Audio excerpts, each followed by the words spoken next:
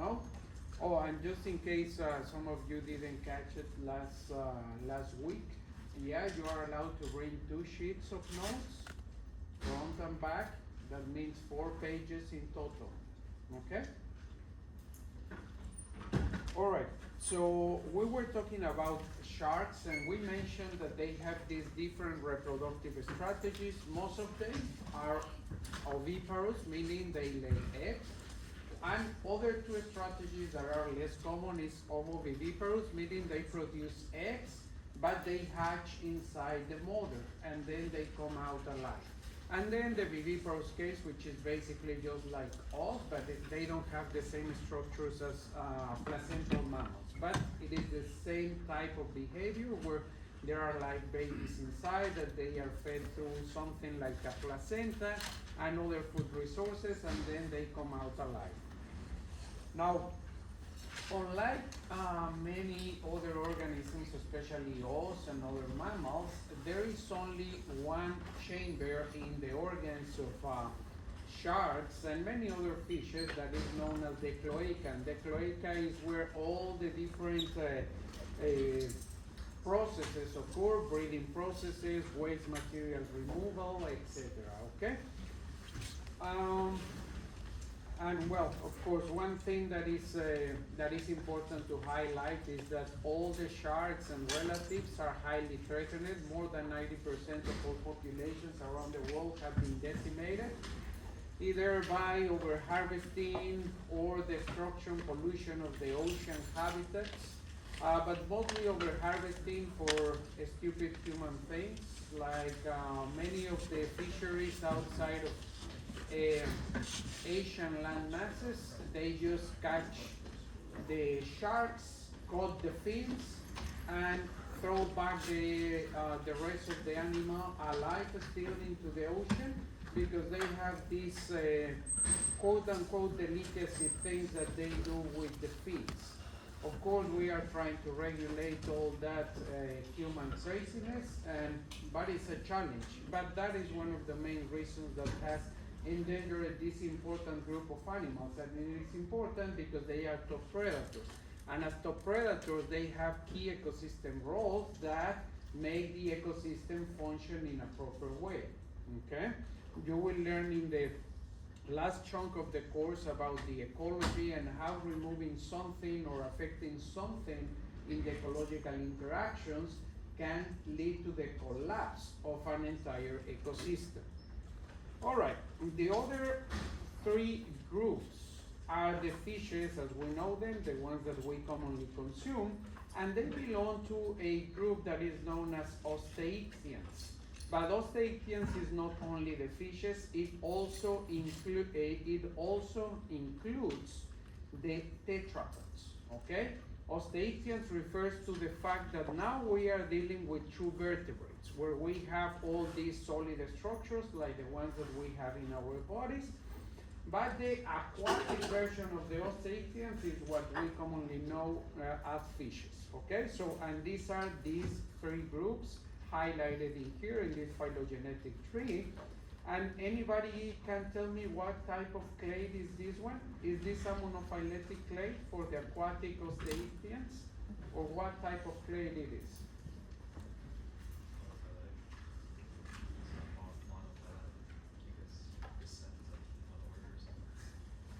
Is what?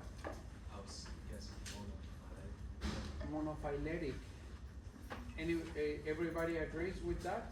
Is it a monophyletic? Yes? What is the requirement for a monophyletic clade?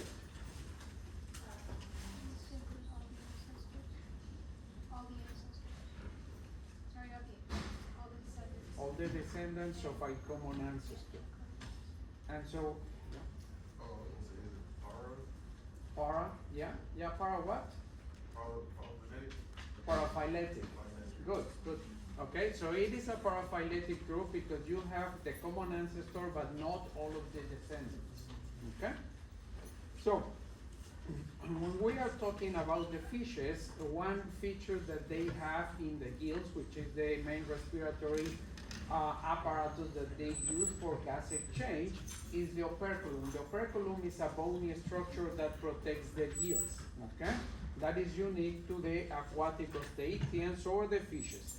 Other unique feature of the aquatic osteichthyans is the swim bladder, and the swim bladder is used to maintain buoyancy, so they fill it with air, and there are some further modifications that we will talk later on in this lecture. Now, one feature of fishes is that they are mostly covered with scales, and most of the scales have some kind of calcification. They are hardened in the structure, some of them are softer, so others are really hard, something like an armor. I mentioned an example last class that was the garfishes. That is just, the scales are just basically like an armor. They are highly bony, unlike the ones that we usually consume, that they also are hardened, but they are somehow softer.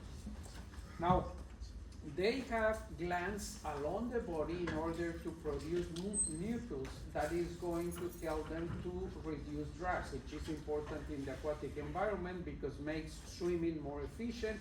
You spend less energy. In addition to that, those glands are also protective in some species that can be prey of some larger animals like sharks. They are going to expel a lot of this mucus and make a hard time for the predator, so basically the predator ends up spitting out the potential prey.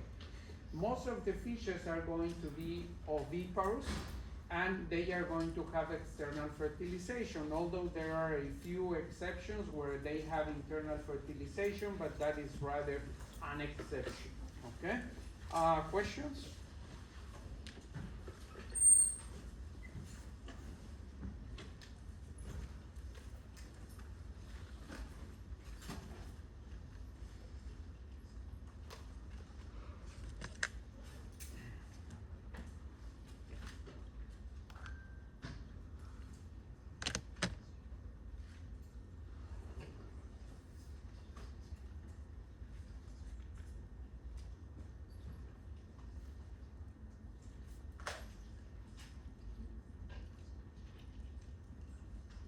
Ten more seconds.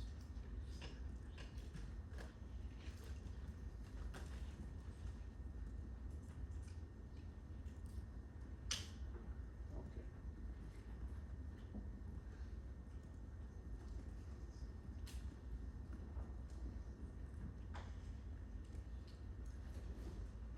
All right. The first clade of osteichthyans, aquatic osteichthyans or fishes, is the actinopterygii, which is basically what you have for lunch or dinner a lot of the time.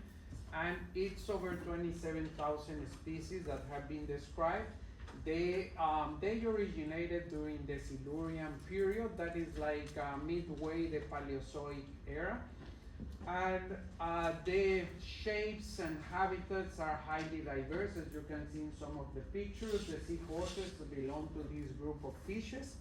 So, and also the modifications that they are going to present also tell you a lot about the type of ecology that they have, okay? Because they can have a lot of protection, so they are mostly living in reefs. Or if they have high developed camouflage, like in this case of these seahorses, they are going to be living in coral reefs as well. But if they live in open oceans, the trait that they have to do is to be very good swimmers. Why? Because they need to escape predation, okay?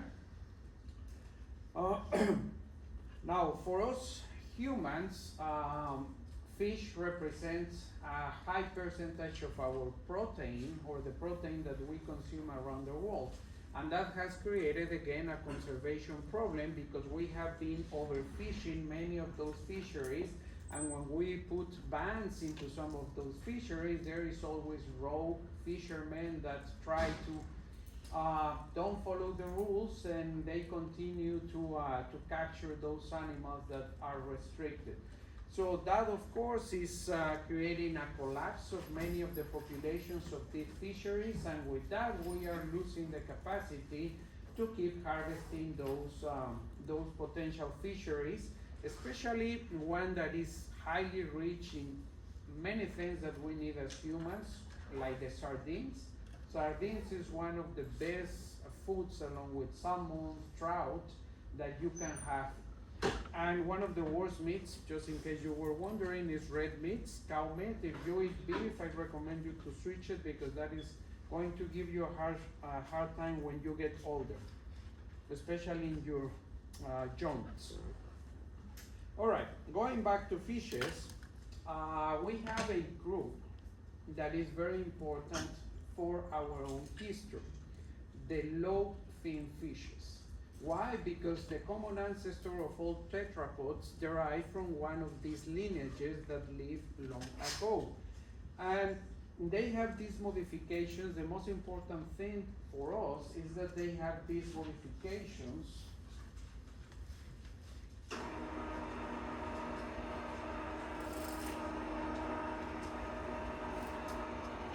in the lower body fins or extensions because they became bony, and those were used as ways to move into land, still like wetlands, and being able to walk around those spaces.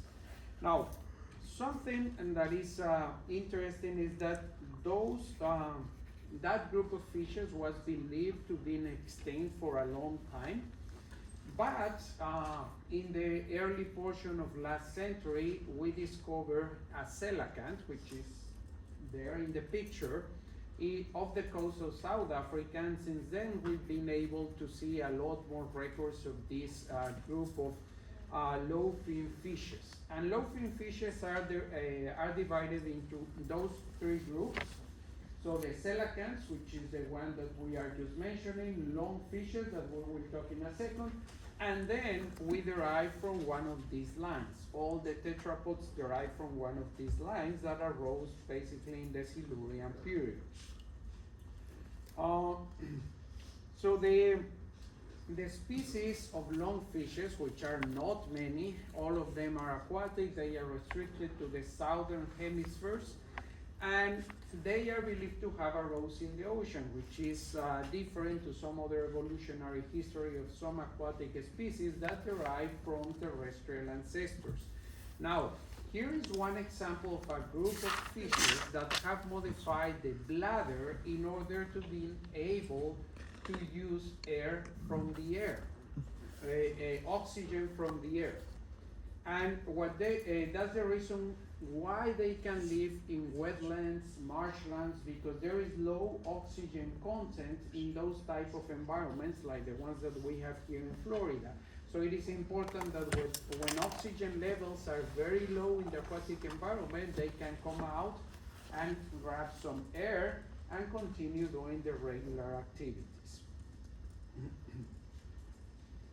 Now, as I mentioned, tetrapods, we all derive from a lineage of low fin fishes that arose about 365 million years ago. That is during the Devonian period. So going like to the last third of the Paleozoic era. And of course, those bony limbs that you saw in the coelacanth, some evolutionary lineage started to develop these adaptations to exploit land. Now, when we are talking about tetrapods, the derived characters which are listed in there is that we have 4 limbs. They have been highly modified depending on the species that you are looking at, but there are 4 limbs. And most of them are going to have digits, not all of them. There is an egg that allows movement, which is important because remember, we tetrapods have the central nervous system, the command center here in the anterior portion. And when we allow movement of the head, that gives you a lot more information of your surroundings. Seems something trivial, but think about it if you couldn't move your head. You would be like this, like a robot. Instead, when you move your head, that gives you expansion into the activities and the information that you can gather from your surrounding environment. Now, in terms of our skeleton, the backbone was fused with the pelvic girdle. That gave us extra support in order to build larger hind limbs. That's why you can have animals, huge animals like the dinosaurs, running in two legs like the T-Rex, right? The hind limbs were very strong. Why? Because it has this extra support of the skeleton. Now, absence of gills with a few, very few exceptions, especially in aquatic or amphibian species, and then the development of very complex ears, especially when we are getting closer and closer to mammals, okay? Now, the most famous tetrapod, or the one that made the headlines because it was the first fossil evidence showing an organism that has all these transition features between something like a low-fin fish and something more similar to a real tetrapod was the Tiktaalik, which was alive during the Devonian period in the Paleozoic era. And here you have a picture. In yellow you have characteristics that are shared with all tetrapods like us, and in blue you have characteristics that are shared with the aquatic chondroitians or fishes. Okay, so you have the list in there: scales, fins, gills, and lungs, and then the other ones with the rest of the tetrapods: the neck, the ribs, the skeleton, flat skull, and also the eyes on top of the skull, which speaks to a kind of predatory behavior, because this binocular vision that you have speaks to species that usually have predatory behaviors. We are omnivores, but if you pay attention, most of the predatory species are going to tend to have binocular vision. And instead, prey species are going to tend to have sideways or lateral vision. Why? Because they have to be aware of most of their surroundings, okay, to don't be caught by a predator. Are there any questions? No? Okay. This is going to be a little bit of a long video. It's a short documentary, about 15 minutes in length, but it shows the research and the discovery of the Tiktaalik, which at the time was very exciting because of all the reasons and many more that I have already mentioned.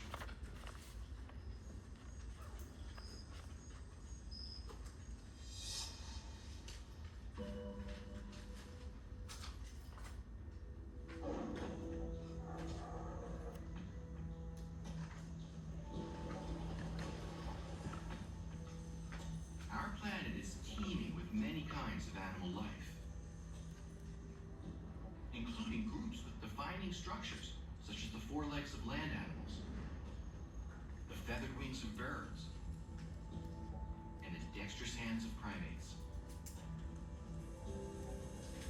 Understanding the origins of these structures and of the groups that possess them has long been a central quest of biology.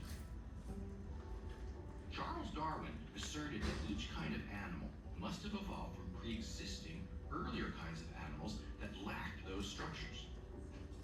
He boldly predicted that buried in the crust of the earth were animals that connected one major group to another. Such transitional fossils would be intermediate in form between earlier and later groups. What made Darwin's prediction so bold was at the time he stated it in The Origin of Species, no such fossils had been found. His critics immediately latched on to the admission that transitional animals are somehow missing from the fossil record. Over the decades, it's become a standard talking point for those who have closed their mind to the science of evolution. There you go. Yeah, that's the stuff. But in fact, since Darwin, paleontologists have unearthed hundreds of transitional creatures that have enabled us to reconstruct the origins of many groups. And even so, searching for such fossils remains a challenging adventure, and finding the right one can change the way we think about the origins of living creatures.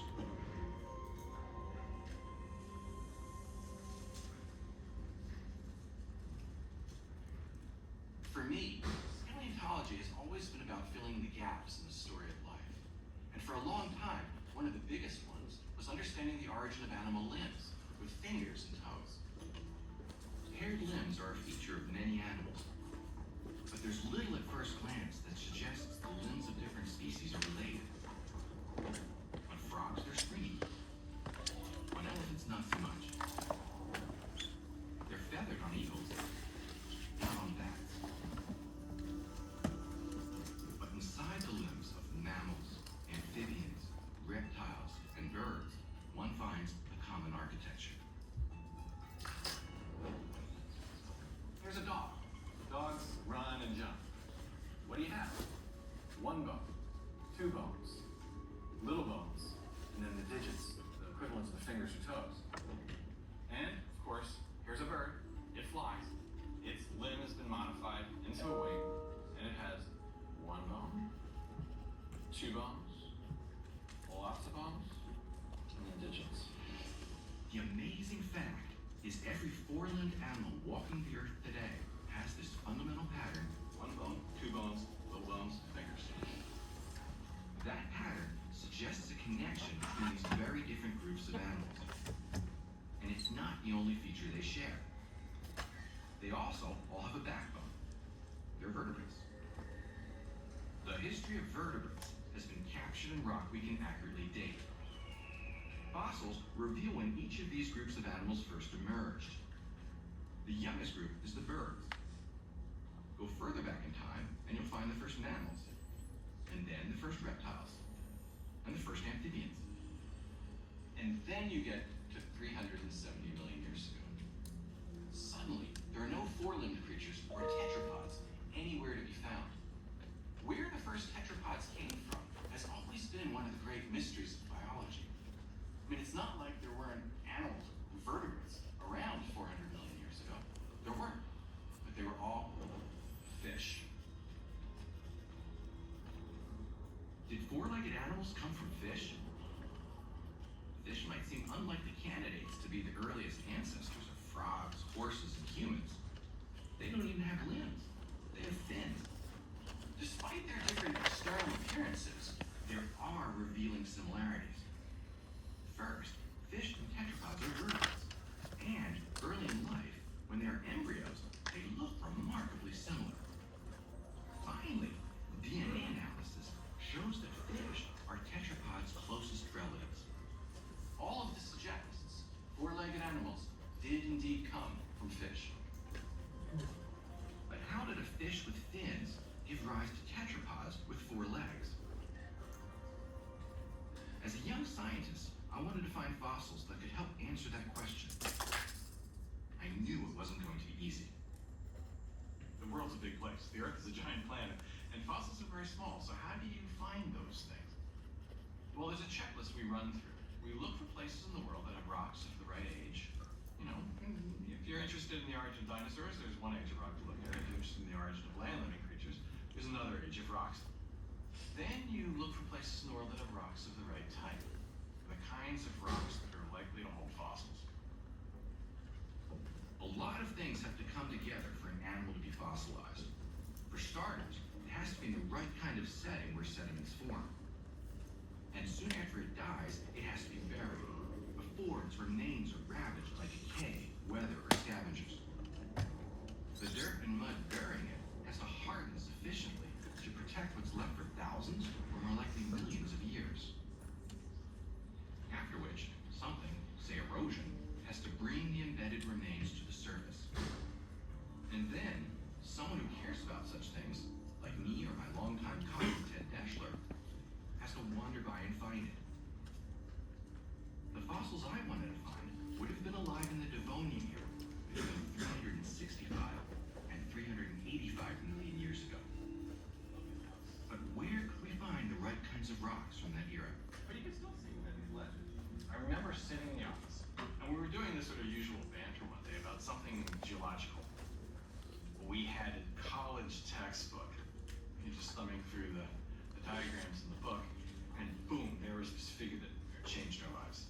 I remember seeing that and saying to myself, holy cow, this is what we're looking for. It was a map of North America, which highlighted 3 areas of Devonian rock of just the right type to hold fossil fish moving onto land. 2 of those areas had already been worked on, so we focused on the third, the Canadian Arctic. My heart was racing when I saw that because, and I'm sure yours was too. I mean, no paleontologist had worked on that, expressly looking for early tetrapods. Then you dug out the aerial photos, and that's when I got kind of terrified.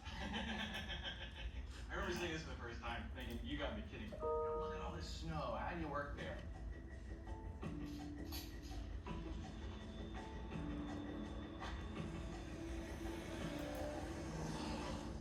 The Arctic presents some unusual challenges. You're far from help, so you have to bring everything you'll need. And you have to move fast because the season is short. And you don't want to be there when the weather turns.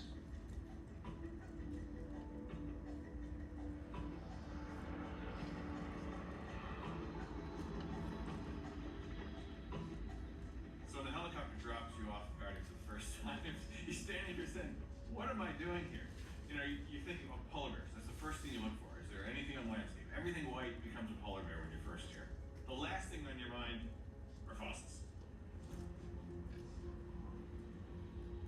It's hard to believe when you look out across this frozen terrain that once this was a warm, watery world swimming with life. There's this huge disconnect between the present and the past. What we see today is a valley with red and green rocks that are tilted, stacked one on top of the other. But that's not how it was in the past. These valleys have been carved by glaciers that have moved back and forth. And those red and green rocks actually at one point extended across the valley. And they were straight, they weren't tilted. Now look inside the rocks, and what those rocks tell us, that this valley, 375 million years ago, was a giant floodplain. And that floodplain was filled with rivers that swelled their banks and sometimes shrunk. But in those conditions formed swamps and streams of all different sizes. And inside those streams was diverse life. Including, we suspected, a fish with features that would ultimately enable animals to walk on land.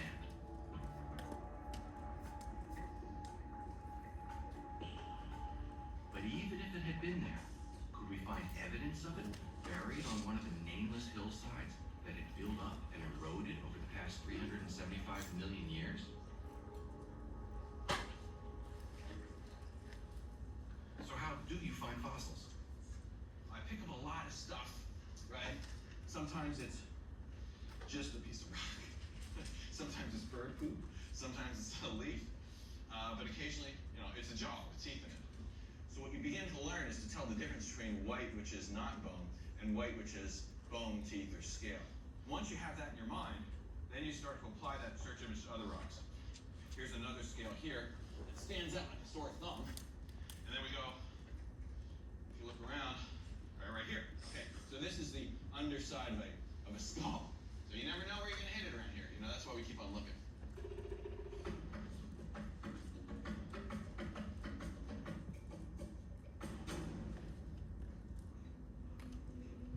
But that first expedition ended without finding what we had come for.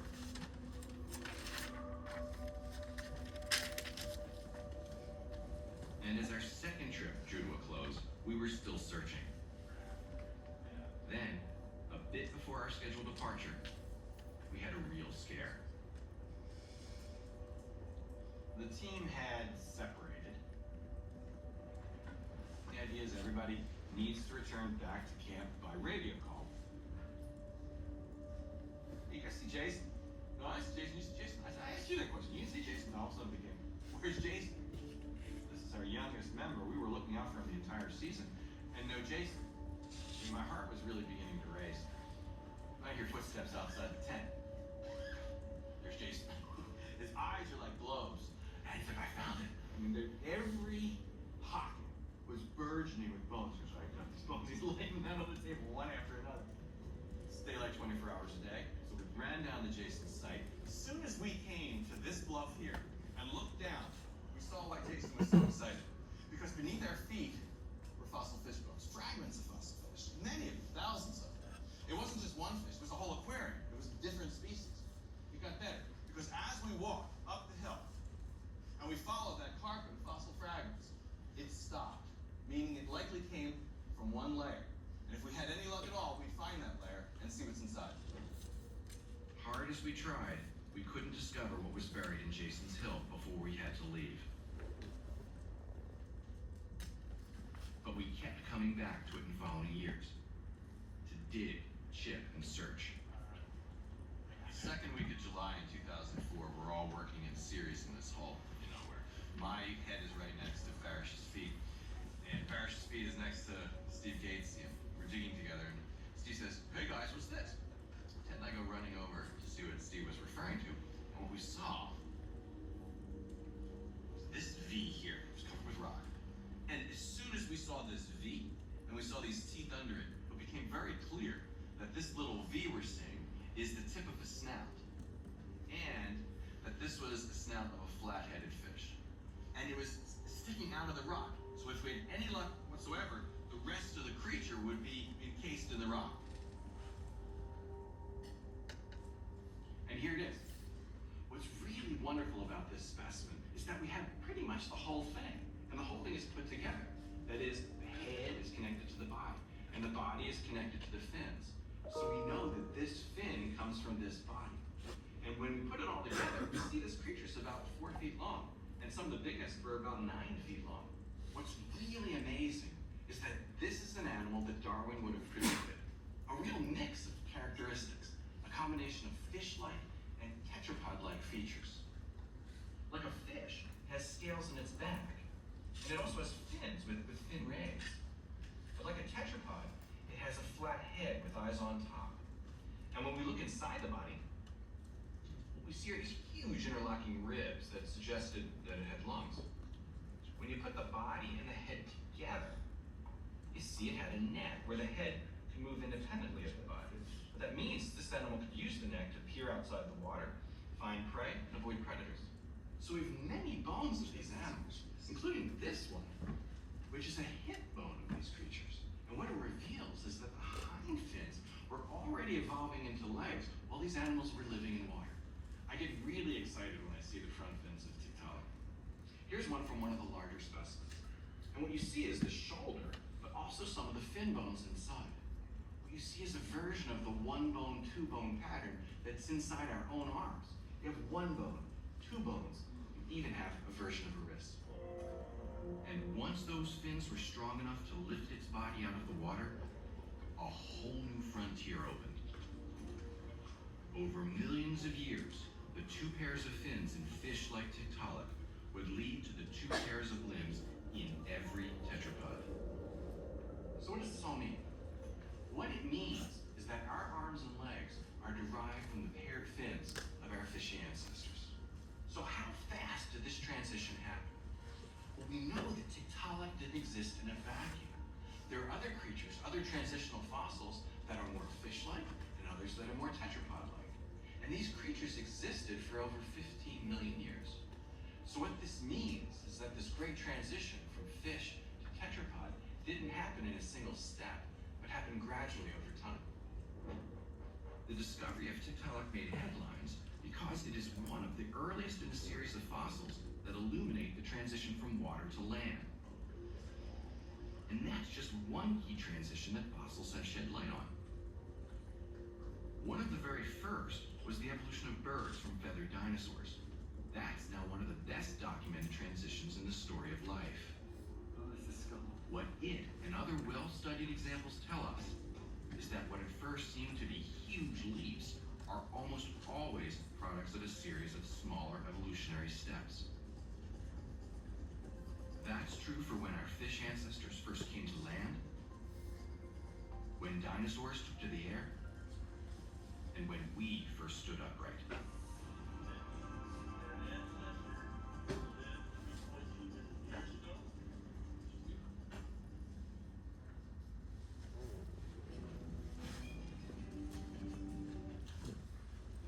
All right. And here is a tree, a phylogenetic tree, that shows those other transitional forms that he was mentioning about. If you see down here, we have the Paleozoic era, and all this diversity of the tetrapods started in the Devonian period, about 420 million years ago. And you can see here the first one, Tiktaalik, And here you have the bones inside the limbs, and you can start to see that there is no digits still in Tiktaalik, but then other forms, like the ones that he mentioned, these two, start to have the digits. Still encased in something that looks like a fin, but now you see the digits that allow the animal to be more capable of exploiting the terrestrial environment. And then we jump into amphibians and to the amniotes, and we will talk about those next. Are there any questions? No. Amphibians, we have three groups: the salamanders, then the largest group, which is the frogs or anurans, and then the caecilians that actually look like snakes. Now, salamanders is over 500 species, and one characteristic that they have is a process called paidomorphism. Paidomorphism means that the adults retain certain specific features that usually are lost as they grow from a larvae stage to an adult. The best example is the axolotl. If you've seen an axolotl in the aquarium or somewhere else, or in YouTube or wherever, you can see that the adults have external gills.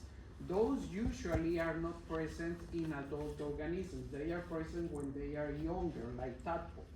But that is a feature that salamanders share. Frogs is the one with more species, more than 5,000 species, and they don't have a tail like the other groups, and they have modifications of the hind legs in order to jump. And the ones that have the leathery skin is the ones that we call toads. Now the caecilians is over 150 species, and they look like this. They live mostly in tropical areas, and they don't have good vision. They are nearly blind because they use other senses in order to move around, and they of course derive from four-legged ancestors, but they lost their limbs. Now, when we are talking about amphibians, we are talking about early tetrapods or basal tetrapods that require a lot of humidity. So they live in aquatic environments. And it is particularly important to have humidity, even if they are desert amphibians, to have humidity when they are laying eggs, and also when the legs come out and you have the tadpoles, because tadpoles need water in order to conduct basic functions like respiration, okay? And those features that are larvae features or early embryonic features are going to be lost as they do metamorphosis. But that is an important thing. So gills, tails in amphibians are going to be lost, but they need a lot of humidity. And why they also need a lot of humidity, we have already mentioned before, is because the skin is very important to do some metabolic processes and gas exchange. Now, in terms of reproductive behavior, fertilization is mostly external, but there are, when it comes to taking care of the young, there are a few species that have these modifications where they actually carry the eggs or the babies either on the back or on the mouth, or a very few species of amphibians also put these frosty nests in aquatic environments with all the eggs, and then they take care of them. Okay, so there are some variations, but in general, frogs just do external breeding and they leave the eggs just to chance. Basically, they don't do a lot of caring. This is one picture of those exceptions that they actually carry the eggs on the back, or they do other types of behaviors in order to make sure that the babies do well. And you can imagine that when they have these behavioral modifications, the output is going to be less, meaning they produce less babies, but the babies have better chances of survival. Now, one thing that is not unique to birds, but is also present in amphibians, is that they do a lot of vocalizations. And the vocalizations that they do, they are not as elaborate as the case of birds, but they are elaborate enough that they are used in different behavioral contexts. One example is to defend or establish territories for competition with other males or females, depending who is the choosy sex in the species that you're analyzing. They also do some migratory activities. And a lot of the singing, once they have established territories, is also to attract mates and for communication.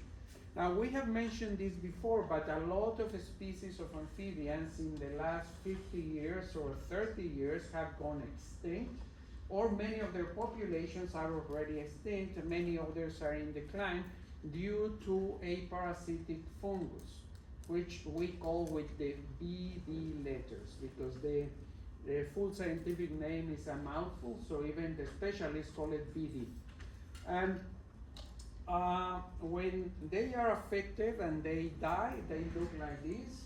So basically, this fungus destroys the skin, and remember, the skin is something that is very important for amphibians because they need it to do well in terms of metabolism. And when the skin is impaired and is damaged, they are going to perish. Okay?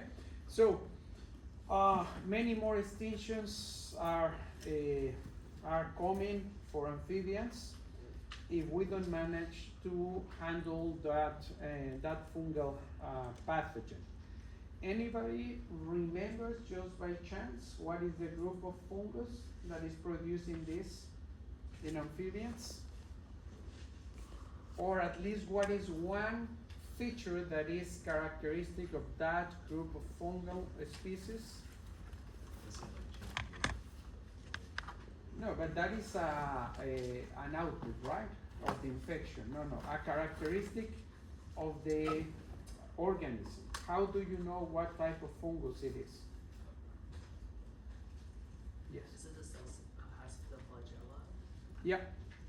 Yeah, that's the feature. So they are flagellated organisms, flagellated fungus. And anybody remember just by chance the group?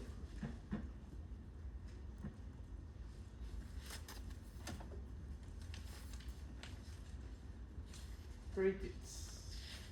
Okay, so that's like the most common name. Okay, so that's a basal group of fungi species. All right, so now we are moving away from amphibians and we are going into the amniotes. Amniotes is the name that we give to all the tetrapods other than amphibians because they have developed these egg and other modifications of their breathing apparatus that we will talk about.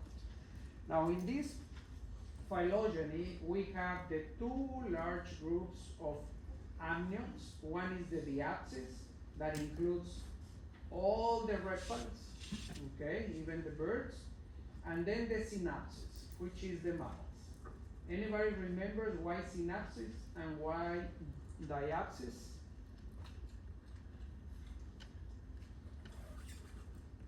This is especially important for those that go to vet or med school. Otherwise, you're going to fail your anatomy courses.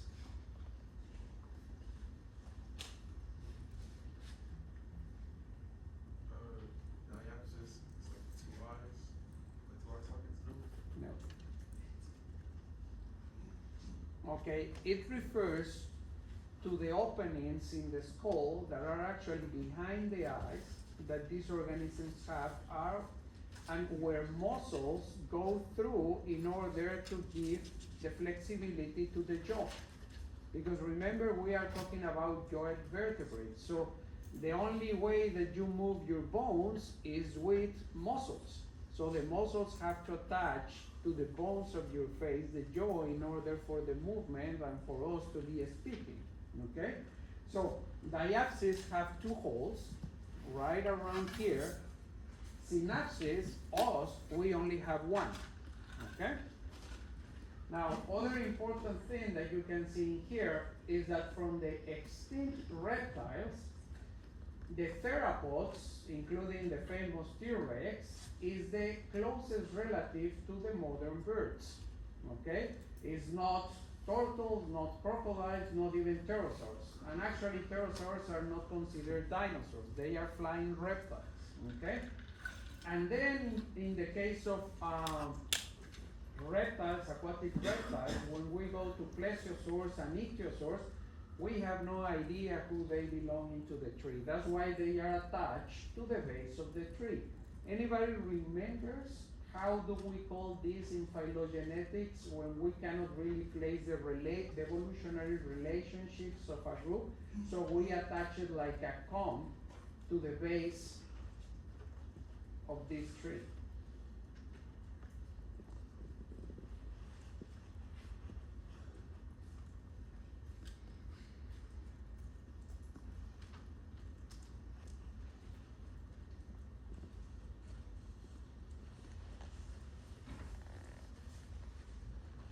No?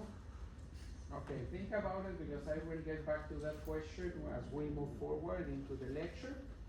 And then you can see that within the reptiles, you have two large groups, the archosaurs, which derive into the crocodiles, and then all the dinosaurs and the birds, and then the lepidosaurs, which is most of the diversity of reptiles that we have today, lizards and snakes.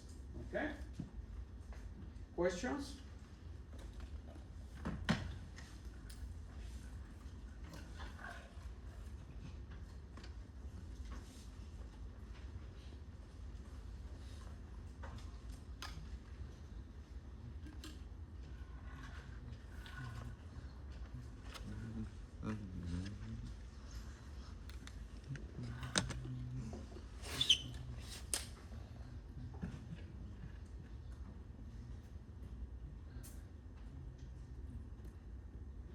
More seconds.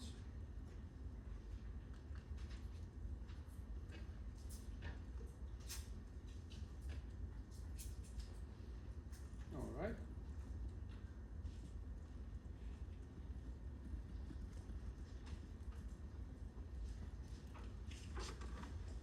All right.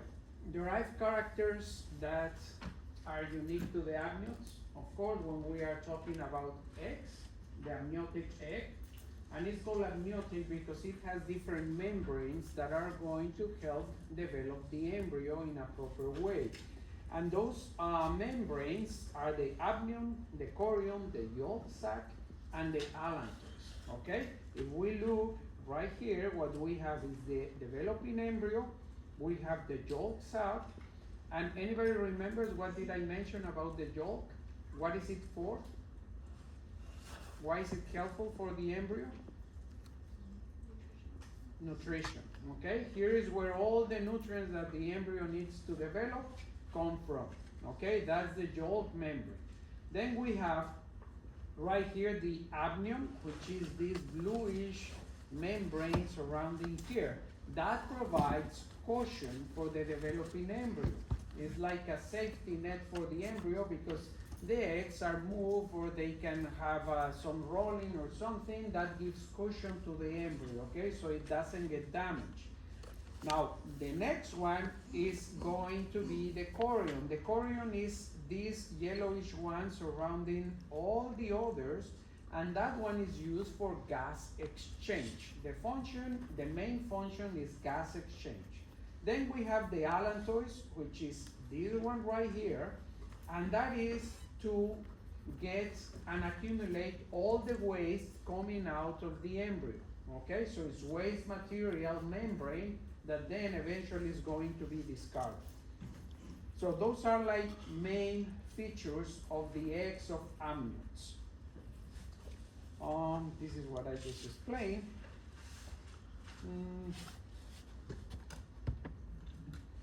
Yeah, I just explained all this. Well, one thing that is important is to know is that the eggs of these amniotes, reptiles or the ancient mammals that also produce eggs, is that they are not solid, gas-proof, or liquid-proof things. The shell is porous, and the shell allows for gas exchange. Okay, so it's like a breathing thing. It's not just completely insulating material. Okay, but then as we move further into the mammals, we start to see the evolution of other features, and then the mammals start becoming viviparous, so giving the offspring alive, just like us. And that is an important transition, and we will talk about why that is an important transition. Now, early amniotes, we are talking about 350 million years ago. That again is the Devonian period. They usually were restricted to warm, moisty environments between the Devonian and then the Carboniferous. That, if you remember, the Carboniferous was basically a wetland world that was dominated by what type of plants?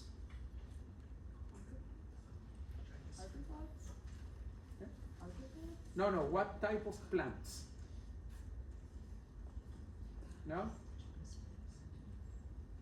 What are the big groups of plants? How do you divide them? In 3 chunks. The very bottom ones, like bryophytes, mosses, non-vascular. Then we move into a larger chunk that then we divide in 2, which is the vascular. And within the vascular, those 2 chunks are what? Seed and seedless. Okay, during the Carboniferous period, the forests were dominated by vascular, seedless plants. Okay? And of course, the Carboniferous period is also famous because the oxygen levels rose in the atmosphere to very high levels, higher than the 21% that we have now. And that allowed what? Having a lot more oxygen in the atmosphere allowed what?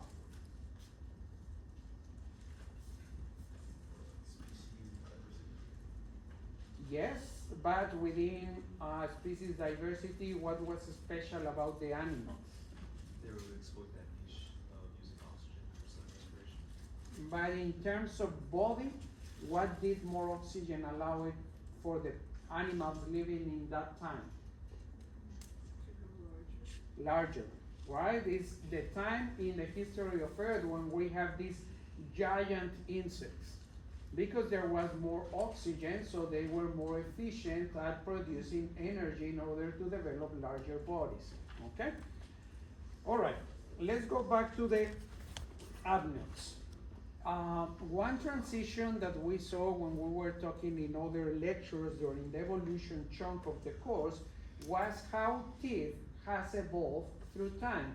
Initially, all of the teeth present in the species were pointy, were conical, if you remember that. But then as we transition more and more into mammals, we start to see the modifications into different types of teeth, like the ones that we have in our mouths, okay? Now, let's move into reptiles. About 20,000 of living reptiles. About half of those are going to be birds, and the other half is going to be snakes and lizards, or the squamates. And of course, they produce eggs, but the eggs between the squamates and the birds are very different. Squamates produce eggs that are softer and a little bit different in the composition, especially in the outer shell. Here is when we start to see a lot of the development of internal fertilization for many species. The bird eggs, they are better protected for drier environments. When you see reptiles in dry desert environments, the eggs are going to be a little bit more similar to the bird ones to get better protection.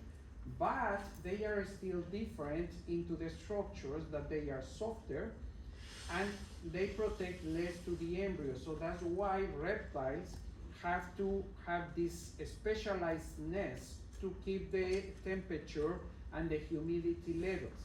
And anybody knows what is special about reptiles when it comes to the determination of the sex of the offspring. Have you heard of that? I think it's that temperature based off gender, like colder temperatures are like females usually. Yeah, it's temperature dependent in non-bird reptiles. Okay, when you are talking about crocodiles, turtles, lizards, snakes, many of the sex determination is going to be based on temperature. Okay, in birds is different. Now, when we are talking about the metabolism, most of the reptiles, or well, half the reptiles, living reptiles, are going to be ectothermic, meaning that they have to bask in the sun in order to increase their temperature. But within reptiles, birds are unique and more like mammals in terms of their internal metabolism because they are endothermic, and that of course gives a lot of advantages to exploit new niches that other species of reptiles, ectothermic reptiles, cannot do. Earliest reptiles, the apsids, live about 310 million years ago. That is well by the Carboniferous late, about the late Carboniferous entering into the Permian. And again, that is for you to remember, they are diapsids, meaning they have two holes in the skull behind the eyes for the attachment of muscles to the jaws. Okay? Now, many of the studies of paleontologists have given clues about the type of behaviors that these extinct dinosaur reptiles were having. They, based on the structure of the bones, they knew that many of them were very agile. Also, the findings, how they find the bones, allowed to know a little bit about the behavior, if they were like solitary species or they were more social. Okay. Other things is that if the breeding behavior, how did they breed? They built solitary nests or they were colonial. So all this information has been little by little coming into light due to the paleontological activities. And also the bone structure allows you to know the type of metabolism that an organism is going to have. Now, this I have already mentioned. So let's jump into the turtles. About 350 species of turtles around the world. And turtles are more closely related to crocodiles and to birds than they are to snakes and to lizards. Okay? Anybody remembers what type of reptiles gave rise, or how do we call the ancestor of dinosaurs and birds? It was shown in the phylogenetic tree.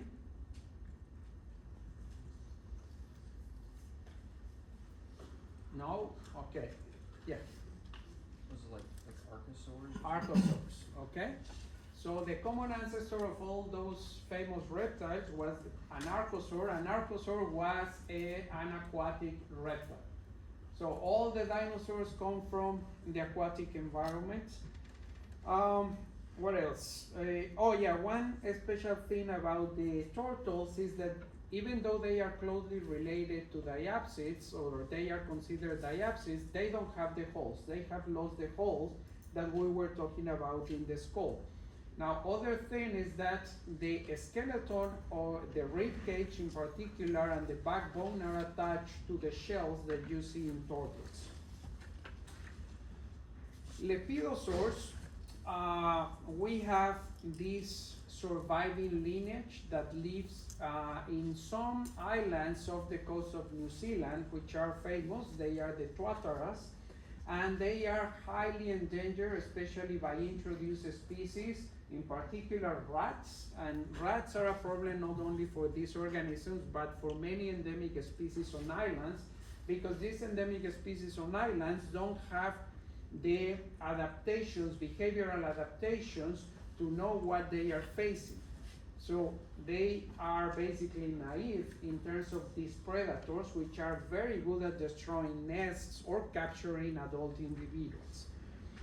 Now, when talking about the squamates, lizards and snakes, about over 10,000 species, and they vary in size. They can be very tiny, over 1 centimeter in length, all the way to 3 meters of the Komodo dragon, which is huge, and it is in Southeast Asia. Now we have, of course, the snakes. They have lost their limbs, but they have, of course, compensated all those the loss of limbs with many other different adaptations. Especially, they have all these scales in the belly, lower part of the body, that they have some type of independent movement. So basically, snakes use it like to grab the substrate in order to move. It's not only the squiggling movement that they do, but also they have these bottom or belly scales that can grab the substrate. So that allows better movement, and that's why the snakes are very agile and very fast. Now, in terms of adaptations to their lifestyles, they are a living detector machine. They have chemical sensors, they have odor sensors, especially the tongue that they flick. When they are flicking the tongue is to basically smell the air. They have infrared sensors, especially the vipers. They have a couple of holes in the snout, and that helps to detect, of course, warm-blooded animals like mice. Other thing, and that is unique to vipers, like this one shown in there, is the fangs that inject venom. So not all snakes are venomous, so that's only restricted to the group known as vipers.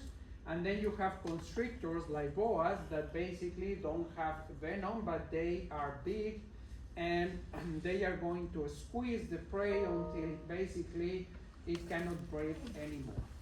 And the other adaptation that they have is because they cannot grind and chew the prey. They have to swallow the prey whole.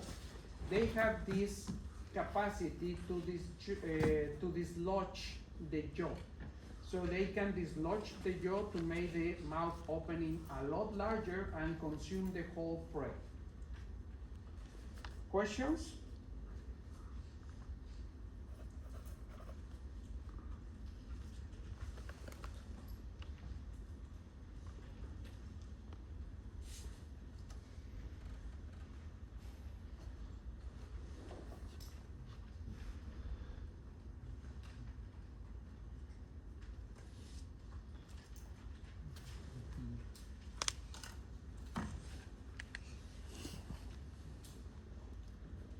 More seconds.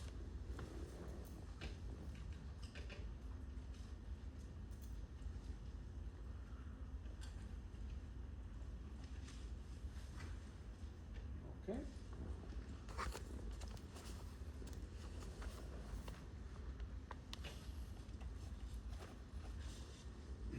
All right, crocodiles.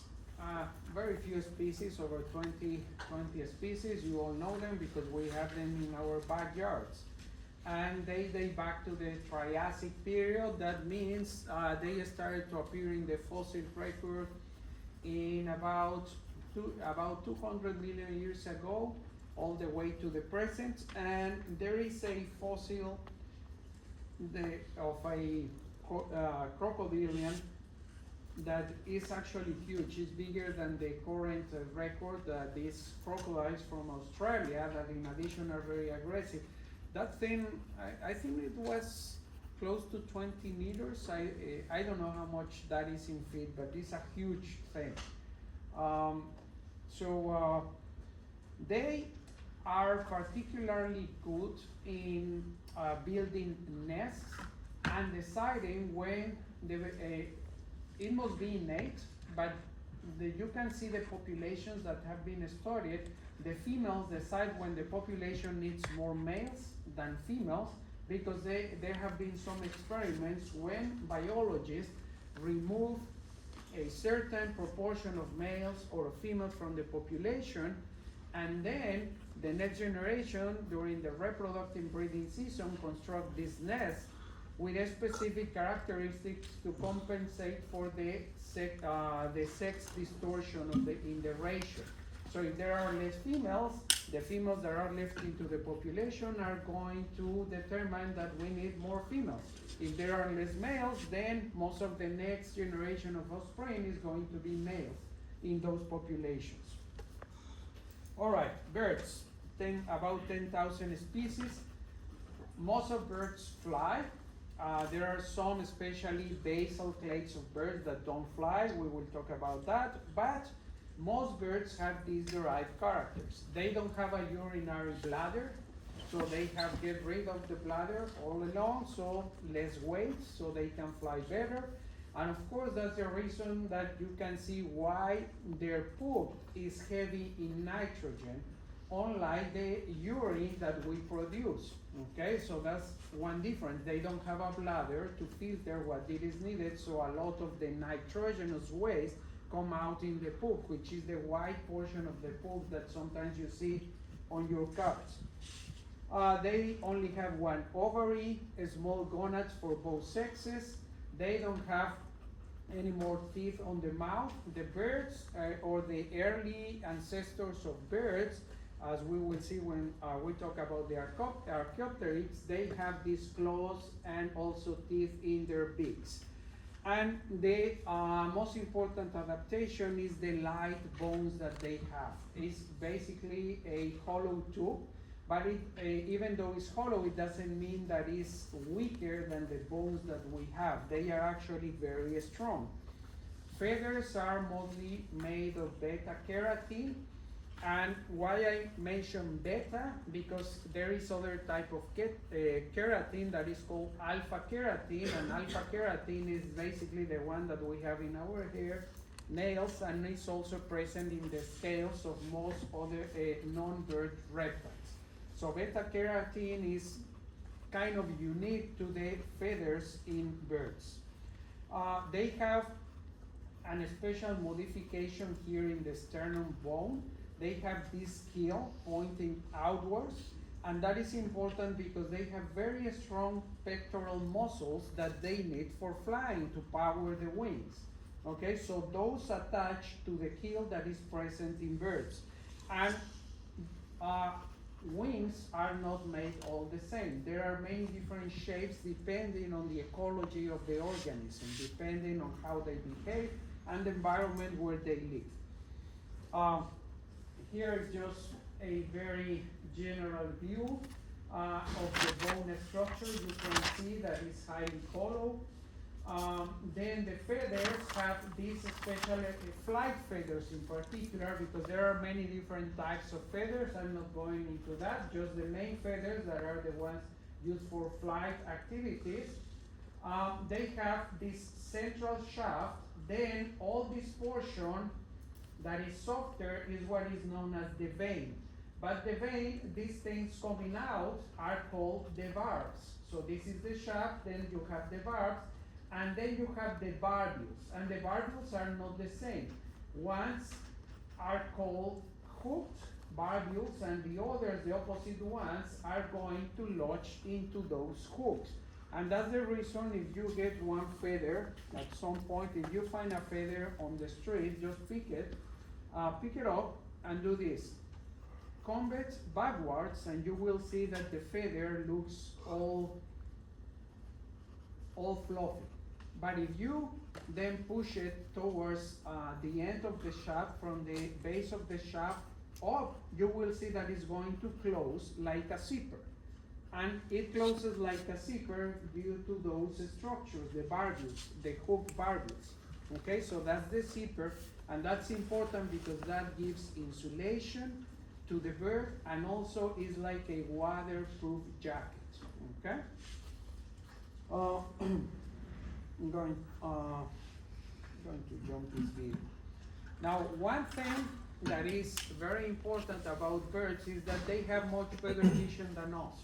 They, their vision capacity, they have one extra cone that gives them the capacity to look into the UV spectrum and also into the infrared spectrum. So, and in addition to that, the way their eye cells are built, they give even a little bit more, more detail than the eyes that we have. So they see not only a wider wave spectrum of light, they see better than us. One other important thing, especially for migratory birds, is that they have high modifications of their metabolism. They have a special hemoglobin molecules that are more sensitive to capture more oxygen. This is particularly special for birds that are migratory, but within migratory birds, the one that has the record for the metabolic capacity is the bar-headed goose. The bar-headed goose is famous because every year it crosses the Himalayas, sometimes even Mount Everest if they have to escape from predators, because predators are not going to be able to chase them over the Everest. So they have this special keratin and this special fast metabolism that gives them more energy to the mitochondria to power the muscles when they need it most at high altitudes, where any one of us would faint in 10 seconds because there is very, very little oxygen up there. The behavior, breeding behavior, and feeding behavior of birds is huge. You can find all types of behaviors. The eggs I already mentioned, they are special. They are unlike the other reptiles. Let me think if there is something more that you should know about birds in general.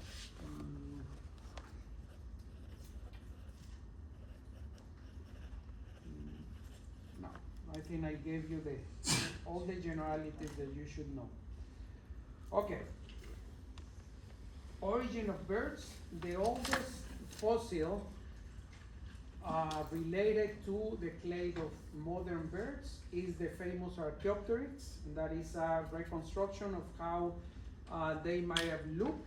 You can see that unlike modern birds, they have claws over here, they have teeth across the beak, and they have a bony tail, which is not anymore present in modern birds. And you can imagine these birds had a hard time flying. They didn't fly, they actually glided. It was believed that their behavior was to climb up trees and then glide from there. They couldn't sustain flight like we know birds do nowadays. Now, Archaeopteryx is from the Jurassic period, about 160 million years ago. What else about them? Oh yeah, one important thing about feathers. Feathers didn't evolve for flying. The initial purpose of feathers was for insulation capacity. So it was very important, and because we also know some of the colorations that they might have had based on the melanome cells that are contained in fossils, most likely they were used for courtship behaviors, okay, as modern birds do. Are there any questions? No? Okay. Now, when we are talking about living birds, the lineage leading to modern birds is known as the neornates, okay? And that is a lineage that doesn't descend directly from the lineage of the Archaeopteryx. They are related, but the Archaeopteryx didn't give rise to modern birds, just as chimps didn't become humans. This is the case for birds. Archaeopteryx is a sister group to neornates, or the modern lineage that gave rise to the huge diversity of birds that we have now. Now, some of the earlier groups of this group of birds is called the Ratitites. That includes mostly non-flying birds: ostrich, rheas, kiwis, cassowaries, and emus. They are huge, and when you compare the bones of these ones to flying birds, you can see the difference. The bones of these birds are very solid, more similar to our bones. Also, this includes penguins, compared to flying birds that have the structure that we saw a few slides ago. Okay, Oh, the other detail that I didn't mention is that most of the modern birds probably started to evolve before the mass extinction of the dinosaurs more than 66 million years ago. Questions?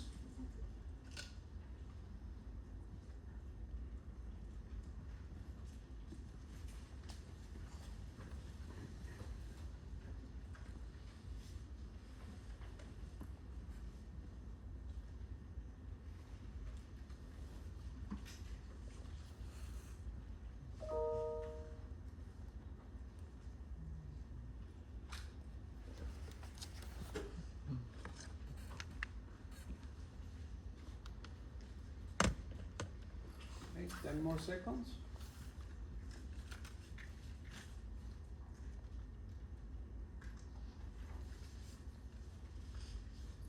Okay.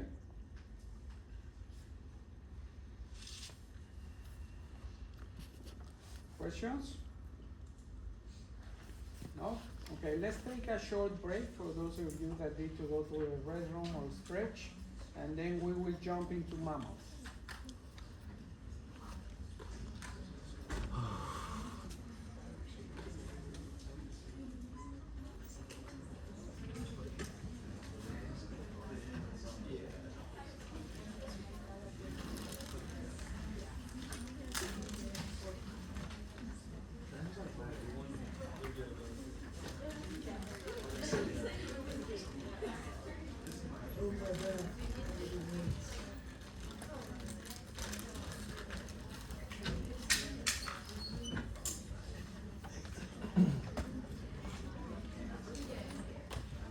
Bro, this is about to be one of the most test-heavy, concept-heavy tests. Don't even tell me. Bro. I know. I've been studying.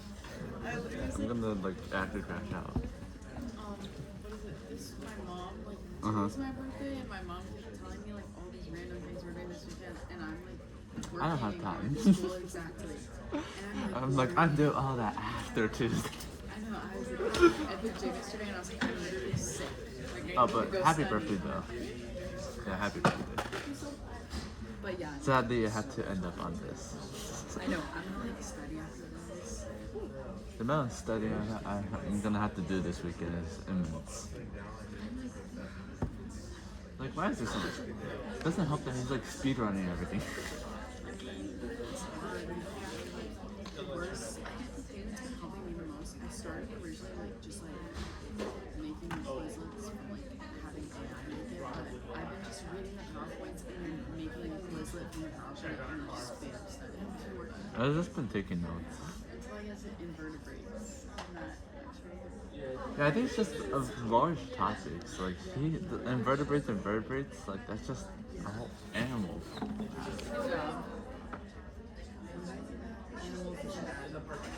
I think once we get to ecology, it won't be that bad. Unfortunately. How bad were the finals? Let's not think about that now. Just thinking about two.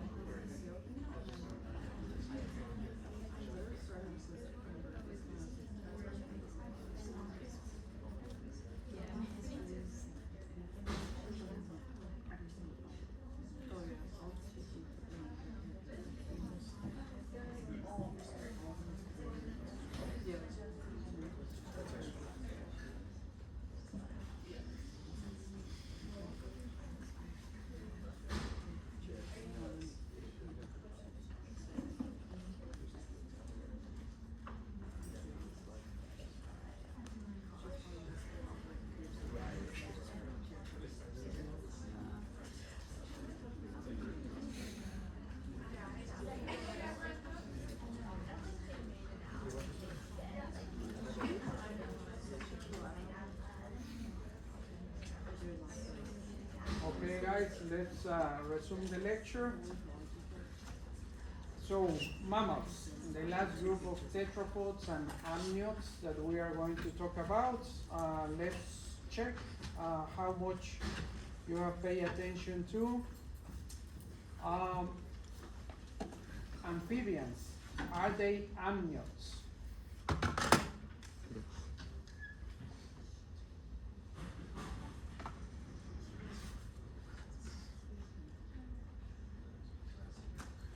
No? Maybe that will be a question that I will put into the exam then. Are they or not? Yes. Yeah. Yes. Yes. They are not. Okay, amniotes is all the tetrapods except amphibians. Okay? Alright, let's move into mammals.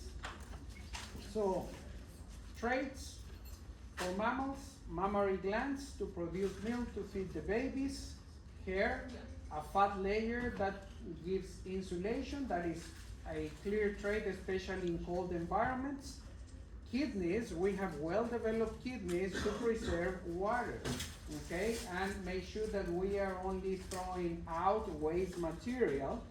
We are endothermics. We have very efficient circulatory and respiratory systems, and depending on the group, is going to be better than others, which depends on the environment where the organism is going to live. Here's where we start to see a larger ratio of brain to body size, especially as we get closer to primates, a lot of parental care behavior, and then is where we find a lot of modification in the teeth that we have. So because if you remember, before we start to arrive to mammals, there is very little modification into the common shape of conic, pointy teeth that most reptiles are going to have.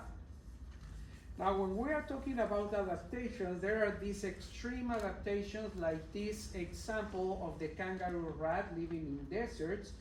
It has everything it needs to preserve as much water as possible. It has one of the most efficient kidneys, and also the respiratory system is modified in a way that it preserves as much humidity as possible. So the passages in their noses are a lot longer in proportion compared to ours.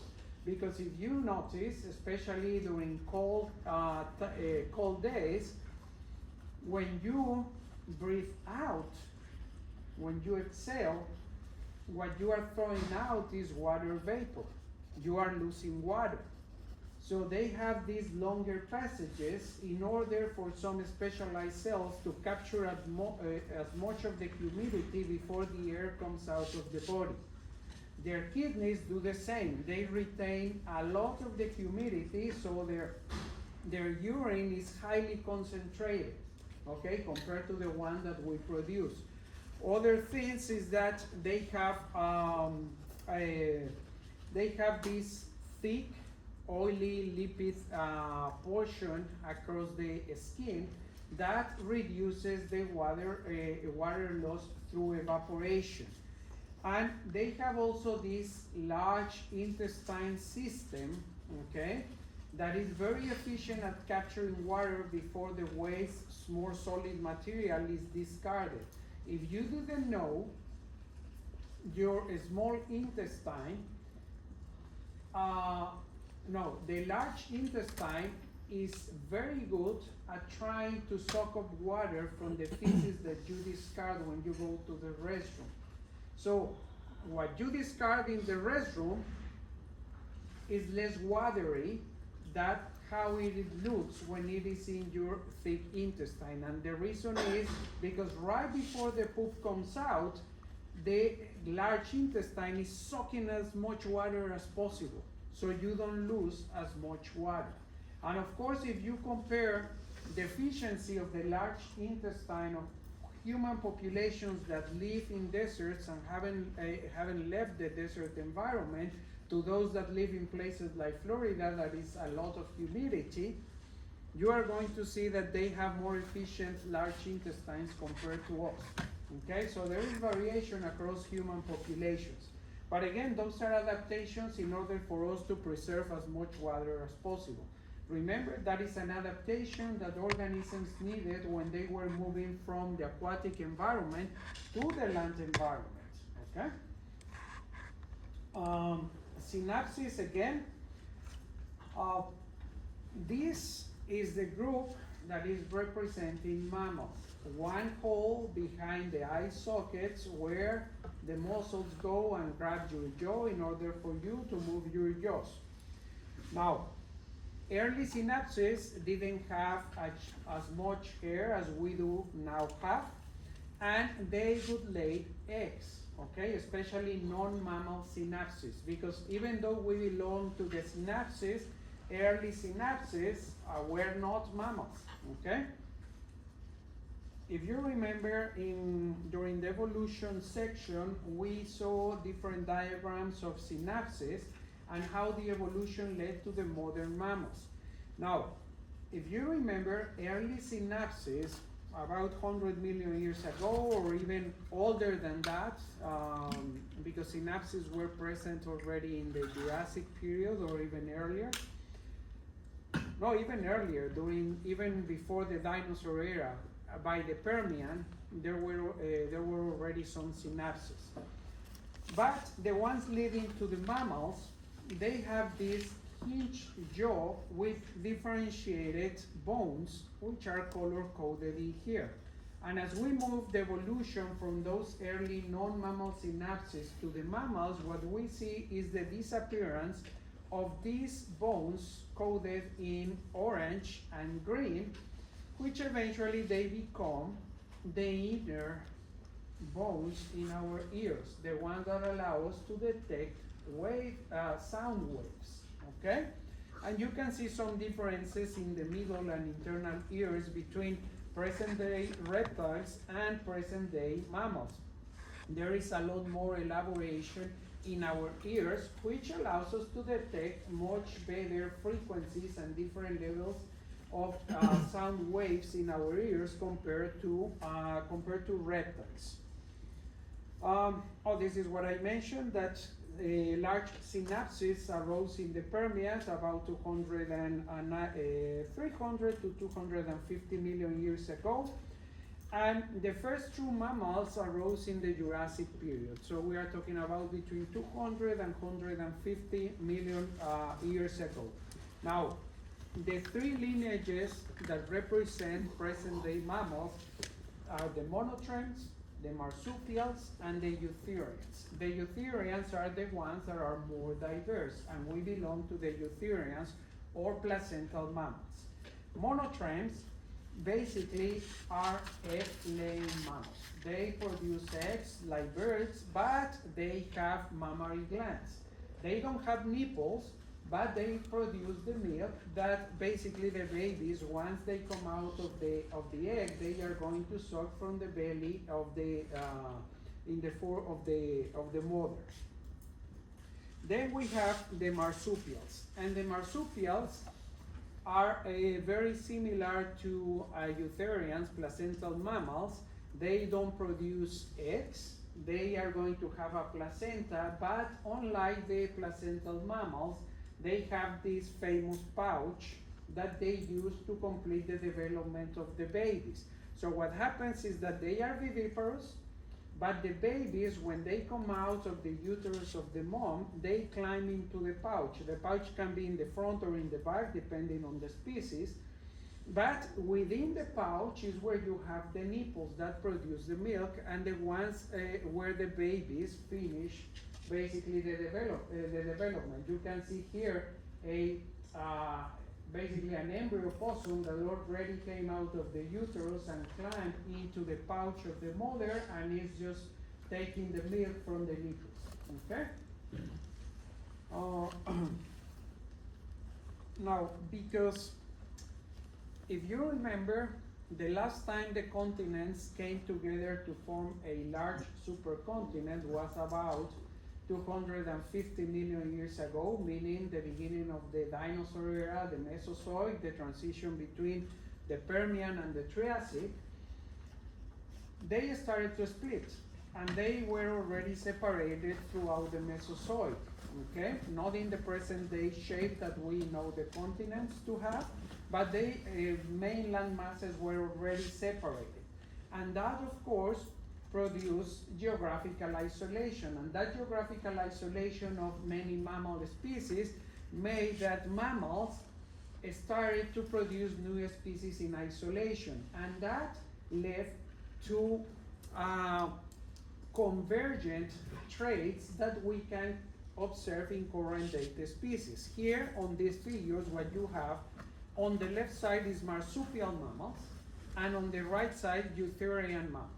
Marsupials are mostly restricted to Australia, New Zealand, and very few species we have in the Americas, which are basically possums. But in Southeast Asia, Australia, and New Zealand, you have all these different marsupial species that look very similar to placental mammals. Here are the counterparts. But of course, now we know that the main difference between marsupials and eutherian mammals are what?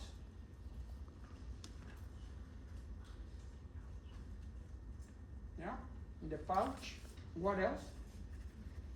What is so special about the pouch? Because the infants are like born earlier, and then the pouches where the infants develop more. Okay, the nipples are found in the pouch of the marsupial female, and that's where they are going to complete development. Okay, instead, the eutherian mammals come out fully formed, not like a tiny embryo like in the case of the marsupials. Okay, but you can see that in terms of ecology, they have converged into very similar adaptations. You have these examples like the mole, like squirrels, flying squirrels, or the sugar glider, the wombat and the woodchuck, etc., etc. Okay? Now, when we move into the eutherians, is where we observe the development of the placenta that we as humans have, well, our females have, and the feature is that the babies come fully formed, okay? Still, they are going to nurse with breast milk and all this to keep growing, but unlike the marsupials, they come out fully formed. Now, when we are talking about how certain we are about the origin of eutherian or placental mammals, there is a little bit of conflict between the molecular data and the morphological data. The molecular data says that we started to appear about 100 million years ago, and the morphological data about 60 million years ago, so probably something in between. And here is a phylogenetic tree also listing most of the main groups of mammals that we have. Here at the top, we have the monotremes. We already talked about them. And the common ancestor was about 880 million years ago during the Triassic period. Then we have the branch leading to the marsupial about 160 million years ago is when we have the common ancestor. And then the eutherians, we are talking about more than 6,000 species, and then we have different monophyletic large clades. Now here, I'm not going into each one of the clades, but the most important for our own purposes is to look at this clade over here that contains the rodents and the lagomorpha or the rabbits. That contains also us, the primates. So our closest relatives are rats and rabbits, okay? And then the other important group in terms of the number of species is this one, green color coded. That contains the bats, Chiroptera. And why I make emphasis on that? Because most of the species of mammals that we have nowadays are placental, but within placental, the two that contain most of the species are rodents and bats, or Chiroptera, okay? So, and since we humans, since we appear on the planet, we've been very good at eliminating the megafauna, the large animals. Now we are biasing the production of future species into the history of our planet towards mammal clades that contain smaller species. So most of the diversity of mammals that we have nowadays and that will continue further into the future are rodents and bats. Okay? Questions?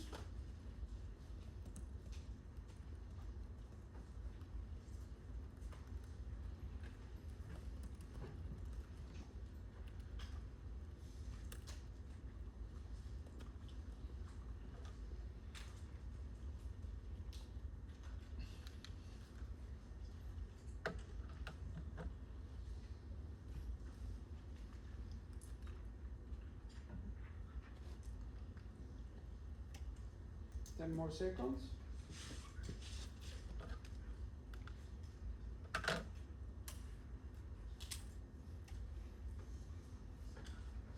Okay.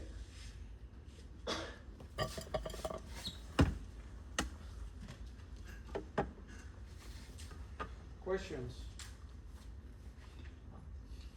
No? All right, let's move into our own group. Primates. Now here we include lemurs, tarsiers, monkeys, and apes. And we humans are within the apes. Now, derived characters that are unique to primates include hands and feet in many groups adapted for grasping. Okay? So instead of having claws, we are going to have the nails, flattened structures, keratin structures. We have fingerprints that is unique to primates, that is not present in any other animal group. We have the largest brains, and we also have short jaws compared to many other mammal groups. Again, I already mentioned this, we have binocular vision, our eyes are front of the skull. We have very complex behaviors in any part of the ecology of primates that you want to study: breeding behavior, feeding behavior, parental care, etc., etc. All our complex social behavior as well. Now, many of the adaptations is because a lot of the primates were adapted to living on trees. So that's why they developed this prehensile, not only thumbs, but also the toes. And that is not present in us, in more modern or more derived primates, in apes, especially in the human line. But in many other primates, they can grab things with both the feet and the hands. And that is a special adaptation. Now, one thing that is not present in every member of the primates, but is present in all apes, is that we can do this. Touch with our opposable thumb every single part of our other fingers and even here. That is it looks trivial because we have it, but it allows our lineages and all the lineages of primates that have it to exploit things and to build tools that are not possible for other organisms. So this is a very important adaptation, okay, that gave dominance to primates in many types of environments. Now, the binocular vision gives better depth perception, which is very good, especially in open environments where our ancestors evolved. Living primates, I already mentioned this, so let's move into the phylogenetic tree. So we have the ancestral primate. The more basal clade is the lemurs, Losures, bush babies that mostly live in Madagascar and some in Southeast Asia. The tarsiers are from Southeast Asia. And then we move into the anthropoids. And the anthropoids are also the Old World and New World monkeys. And then when we move into the apes, we have gibbons, orangutans, gorillas, chimpanzees, bonobos. And then the Homo species, our own species, all the other Homo species that are now extinct, and the Australopithecus, which is the sister clade to all the Homo species. And you can see in terms of time, when did we appear? We are just a blink of an eye in the geological record. We will talk about how old is our lineage. So monkeys arose in the Old World, in Africa and Asia, and the New World was colonized by monkeys about 25 million years ago, okay, not long ago.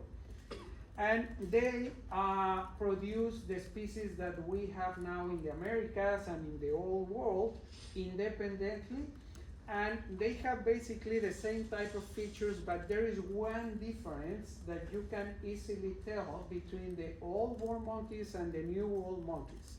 The New World monkeys have prehensile tails. They use it like a fifth limb.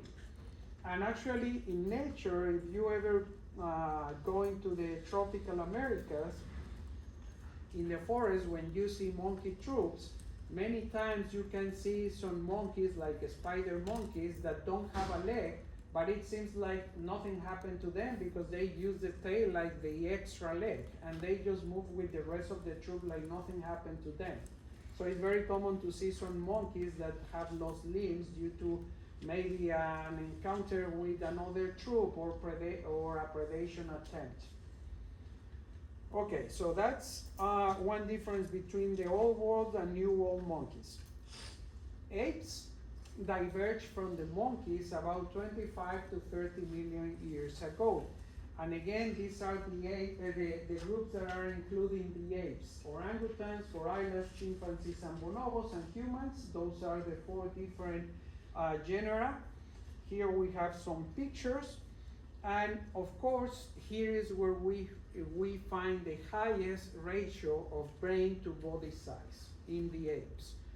And there are, of course, some differences in the lifestyles. Gibbons and orangutans are more arboreal. They live a lot of the time up in the trees, whereas the chimpanzees, bonobos, gorillas, and us are more terrestrial.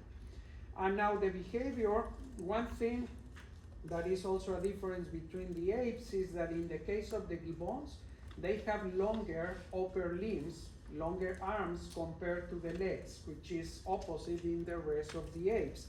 And they use a lot more the arms and the hands to move around the forest than the legs. And that process is called brachiating. So it has this special term for the gibbons that is called brachiating. You will see here. As you can see in this clip, these apes swing or brachiate through the trees quite gracefully and efficiently. Gibbons are the only monogamous apes. These gibbons were filmed in the rainforest in Danam Valley, Malaysia. Credit National. And they are restricted to Asia. All right, let's move into a little bit of our own story. So we humans appear in the fossil record. It says there 200,000 years ago, but there is a range. So the range is between 150 to 350,000 years ago. But if you compare to all that we've been talking about, all the history of life on the planet and the figures that we use that range in the millions to billions of years, we haven't even been here 500,000 years. So we are a very recent addition to the planet. And of course, those are the characteristics that you know very well because you have them. One thing that has changed, especially leading to humans, is a shorter digestive tract. If you compare that to more herbivorous ape species like the gorillas or the chimpanzees, they have longer digestive tracts. Why? Because they need a longer passage of time in order to extract all the nutrients from the food that they consume compared to the diets that we humans have.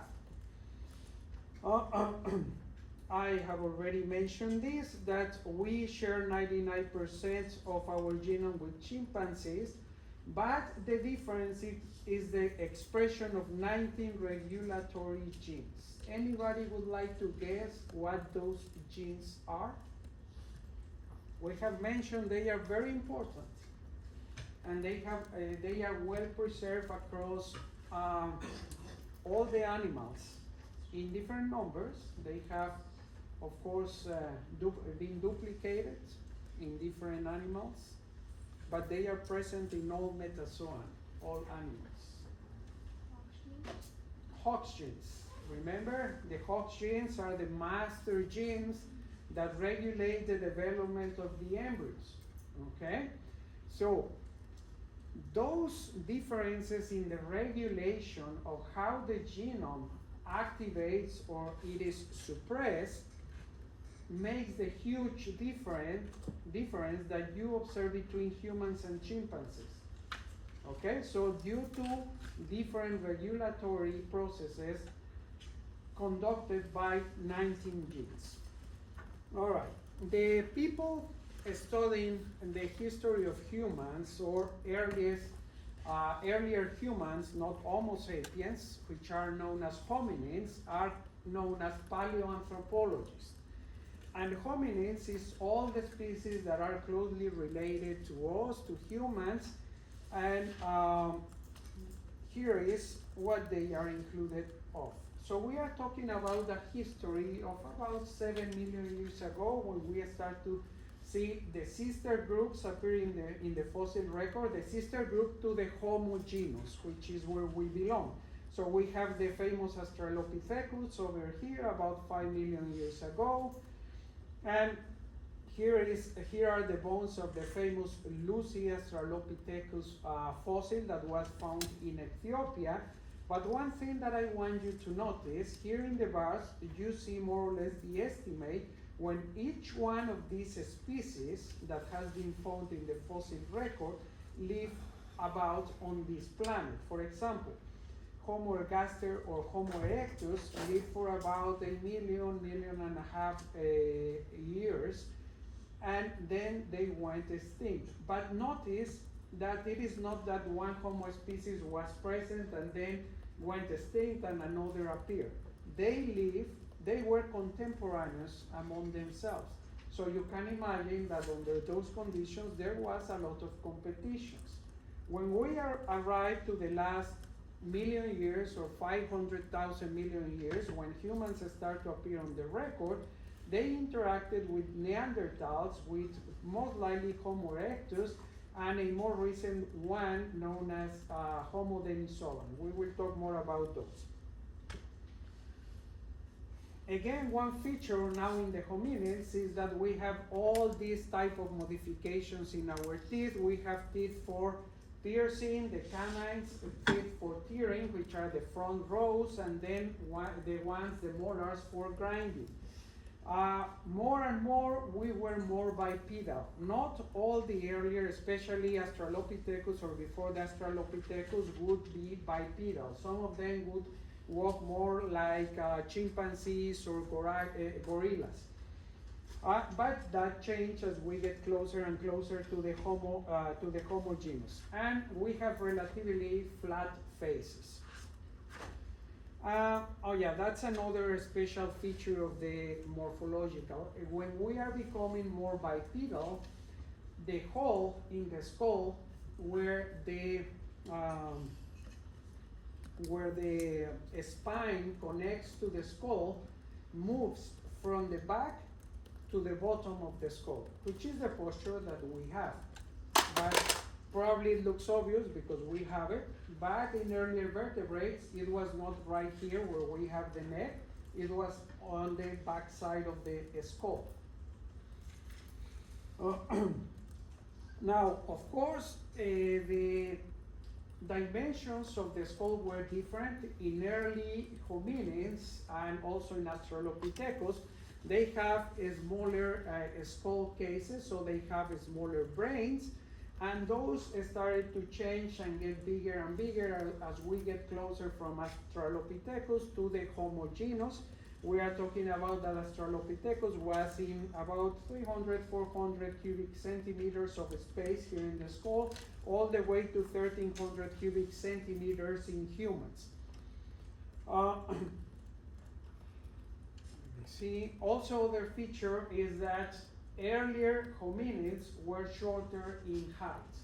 Nowadays, we humans have a higher average height, it's about 1.7 meters.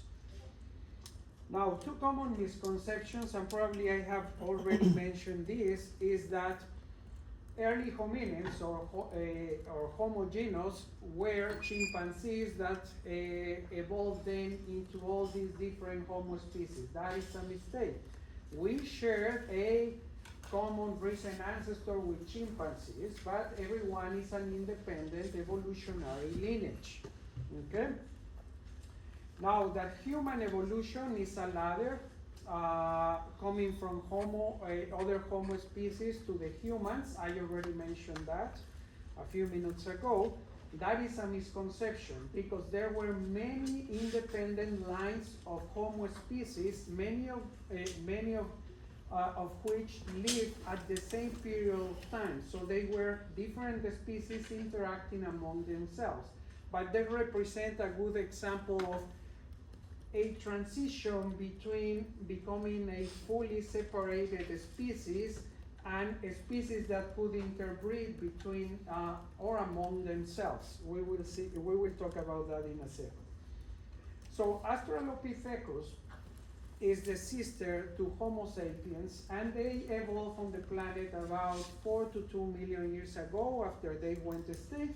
We know of 3 species of Australopithecus: Anamensis, Africanus, and Afarensis. Afarensis, of course, is the most famous one because of Lucy, which is the name that they gave to that famous first Australopithecus fossil that was recorded. And here is where we start to see bipedal locomotion, something more like what we do. And why is important bipedal locomotion? Too many reasons. One, now you are freeing your front limbs. That allows for using your limbs for other things, okay? The second one is efficiency, energy efficiency. You lose less energy by bipedal locomotion than by using your 4 limbs, okay? So that also gave certain advantage, especially in environments where our ancestors evolved. What type of environments? Open lands, like savannas or grasslands, okay? And of course, when we free our upper limbs and then we evolve opposable thumbs, that gives us a tool that we can use to start creating other things. And also, look at this. What happens when you are in any place, and let's say someone shorter like me is with a friend that is like 6'4". They have a different vision, right? And sometimes when you step onto a bench and then you get the same height as your tall friend, for you it's like, okay, I see what you're seeing. It's different, okay? Now imagine walking on 4 legs, very close to the ground, and suddenly coming up, having this vision, it opens up different opportunities. Again, sounds trivial, but it makes a huge difference, okay? So it makes a huge difference, especially in open environments. When having a larger vision of things in front or around you can make a difference between being alive or being dead, okay? Early Homo species, we are talking about the last 2 million years, 2.5 million years, starting with Homo habilis. The name comes from the reason that the fossils that have been found of Homo habilis, it includes also tools that they were using at that time. They had shorter jaws compared to us, and they have larger brains when we compare Homo habilis to other Homo species. Now, this is a fossil of another Homo species, Homo ergaster. It's a bit younger than Homo habilis. It's about 2 million years old, and they were longer and slender, okay, compared to the one that we just talked about. Let me see. No, I'm not forgetting anything. Yeah. here is an important thing when we are talking about hominids. Sexual dimorphism. Sexual dimorphism starts to get diluted, okay? So the difference between males and females starts to decrease when you compare primates, especially apes, to other species. Why? Because our ecologies start to change. If you compare, for example, other mammals that compete by fighting for access to partners and for territories, I don't know, like bears or things like those, you can see that there is a huge sexual dimorphism. But when the ecologies of the organisms start to change, like in our case and the other Homo species, then the sexual dimorphism starts to get reduced. More and more, the two different sexes are more similar in size. And why is that? Because the behavior changes, our ecology change. Now we are sharing some similar tasks. Like, for example, we do a lot of social structuring, a lot of pair bonding when we are forming a family or things like those. And so now we have these shares of tasks. So there is no payoff in now being like a bear, a huge male, because you are not competing by fighting with other potential competitors, okay? So you see that the ecology starts to affect certain features of how the animals are going to behave. Now, when we are talking about the movement or migration of the Homo species, the first one that came out of Africa was not Homo sapiens, because remember, we are the earliest ones of the Homo species. It was Homo erectus, and that was about 1.8 million years ago. They went first to Asia, especially to Indonesia, Southeast Asia. But then the Homo erectus was extinct, it is believed about 70,000 years ago. There is a range in there, but very early in the geological records. Now, one important thing, we humans are not descendants of Neanderthals. Neanderthals are another Homo species, or potential species that was coming into the scene before it went extinct. We shared the last common ancestor with Neanderthals about 600,000 years ago. And more recent work have discovered the Denisovan Homo species that is more closely related to Neanderthals. If we put a phylogenetic tree, what we can see here is that we are here, modern humans, how we have a split across the different land masses, and then we have the Neanderthals and the Denisovans both extinct. But what is important in here, again, is that we cannot call Neanderthals, Denisovans, and Homo sapiens fully formed species. Why? Because these blue lines indicate interbreeding. So we humans, modern humans, depending on where your ancestors come from, are going to have more or less genes from Neanderthals and from Denisovans. So there was a lot of interbreeding between these potentially three Homo species. So we have a lot of those things and many fossils that are very well preserved. People doing these ancient DNA studies extract DNA from the bones, and they have found that many humans contain Denisovans, Neanderthal genes, okay? And even modern humans, again, depending where your ancestors, what population of humans you come from, you are going to have more or less genes of these two other Homo species. This is what I just mentioned.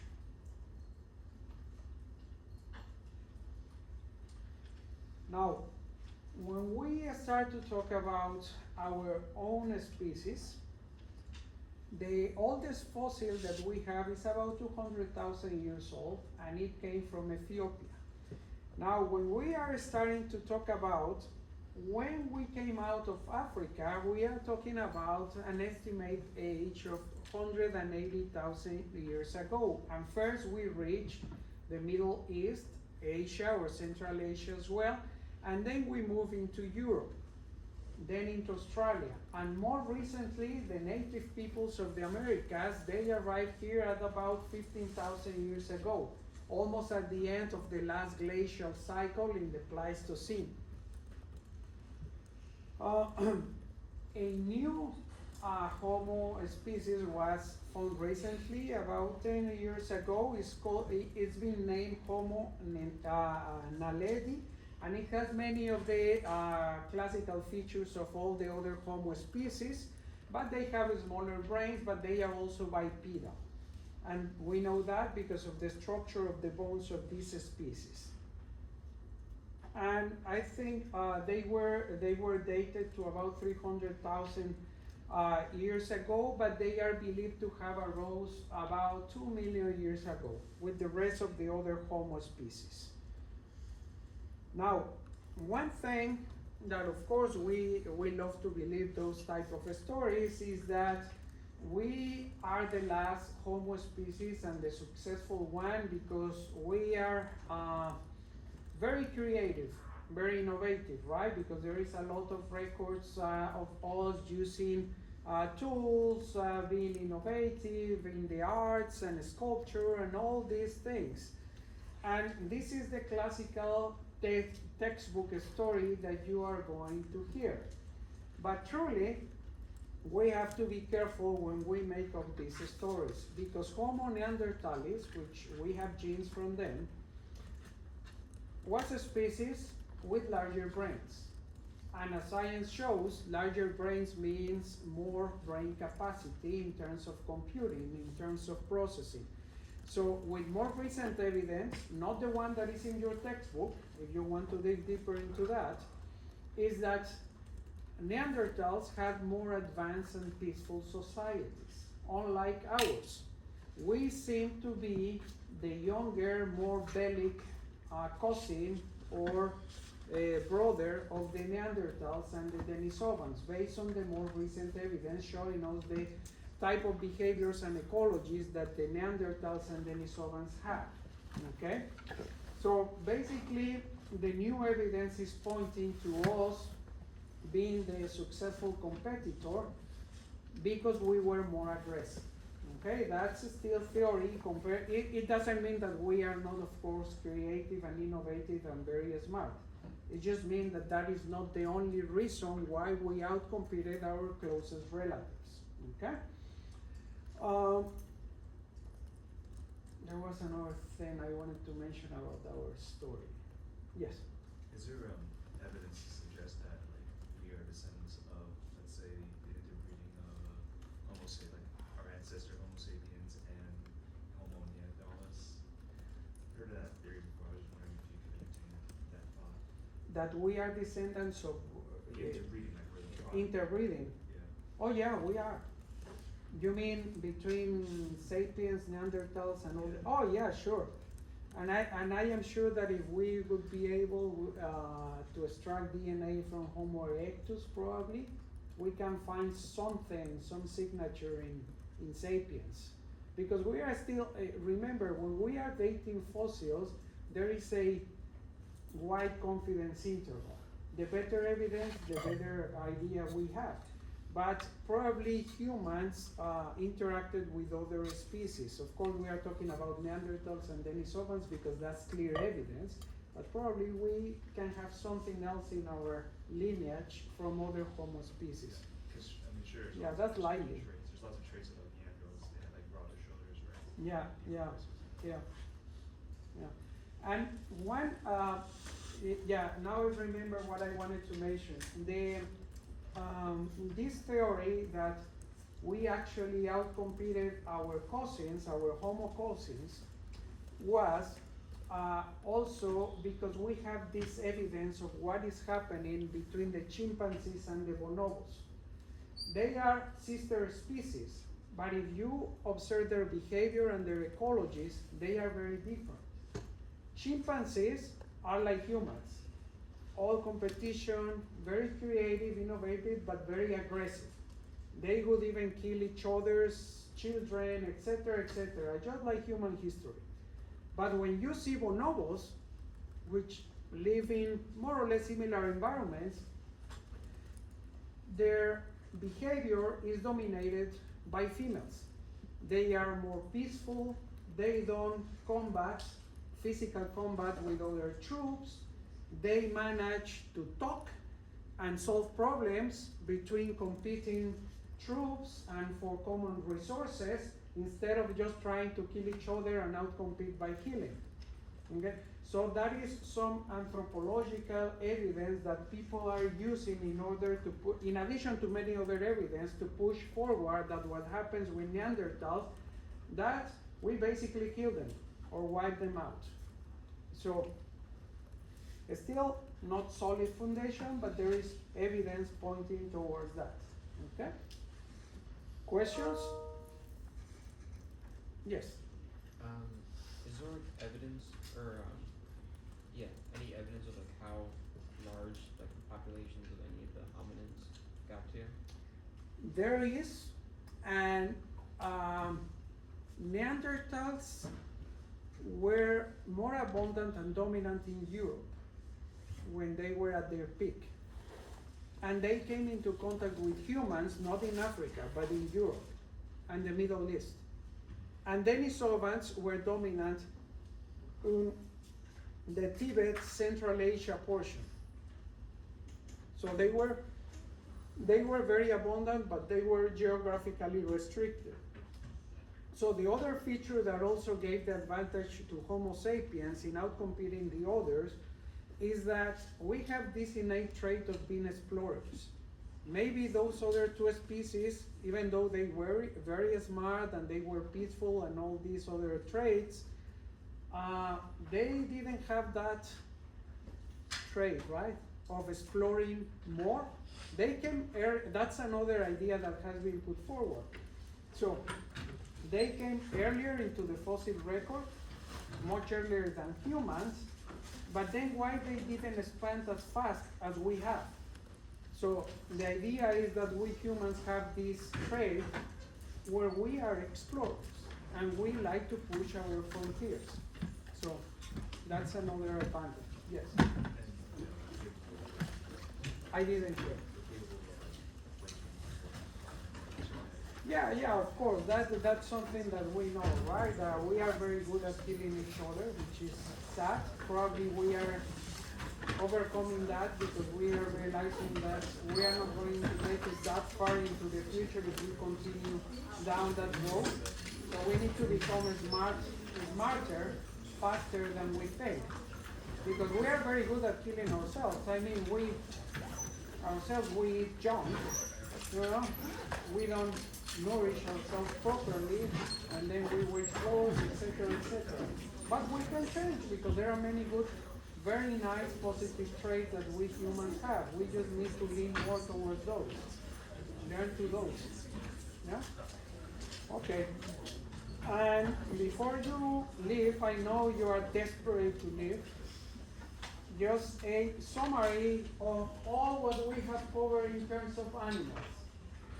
So we started, of course, with the lanceolates, and all this, what is shared between all these is that they are chordates. They develop this central nervous system. Now here we have jawless vertebrates all the way here. We don't have jaws. But here, when we arrive to the myxili, is when we start to see some calcification, cartilage, etc., etc. Then when we arrive to the fishes, we have jaws, the natostomes.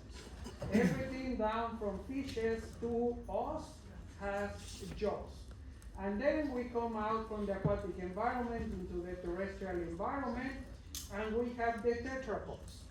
Okay, and the tetrapods, we have two main divisions, the amphibians and then all the amniotes. Okay, the amniotes is different, amphibians are not amniotes. Amniotes meaning that we have this embryonic development either as viviparous or oviparous animals that have these different protective layers for the developing embryo.